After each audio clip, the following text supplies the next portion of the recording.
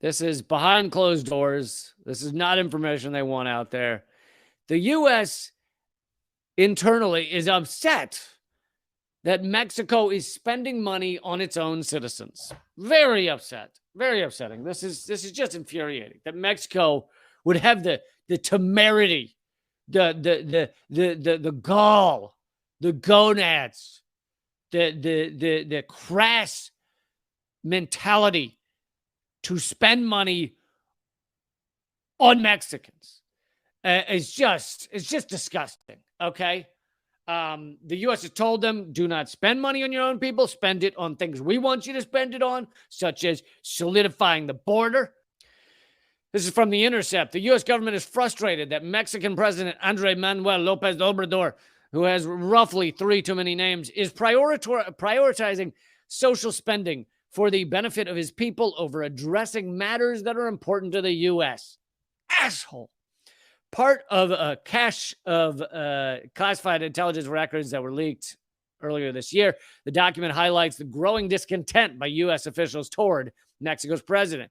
President López Obrador's federal budget for 2023 gives priority to social spending and signature infrastructure projects rather than investments needed to address bilateral issues with the U.S., such as migration, security, and trade, reads the document from the Office of Director of National Intelligence. López Obrador's meager investment in migration, security, and trade-related organizations will probably undermine, and when he says trade, when they say trade-related organizations, they mean helping send as much money as possible to the U.S., even at the detriment of Mexicans. That's what trade is in the American view.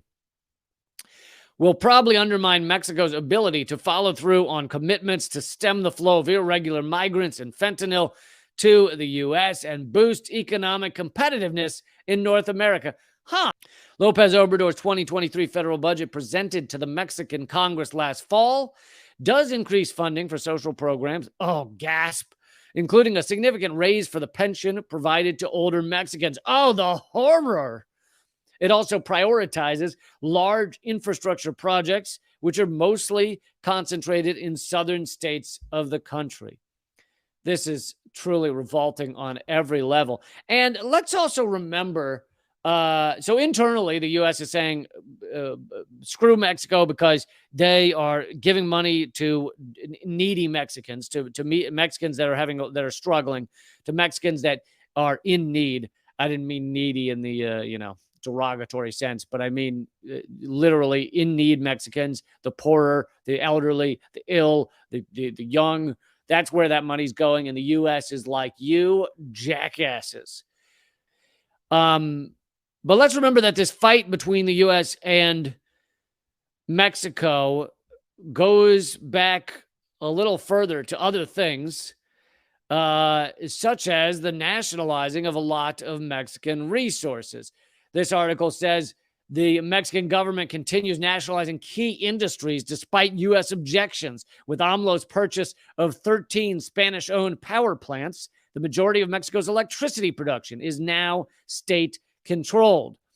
Now, when you when a country makes something state-controlled and it's not just a giveaway to the corporate state, then it means it's going back to the people. It means that the profit from those things, whether it's electricity, whether it's oil and gas, whether it's lithium, is going to be spent on the human beings in Mexico. Again, I reiterate, gasp, how dare they get the profit from their resources and give it to the people who actually live and work in the country.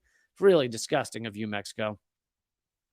And then lithium is the big one that's been happening recently. Mexican senators approved state control of lithium sought by AMLO.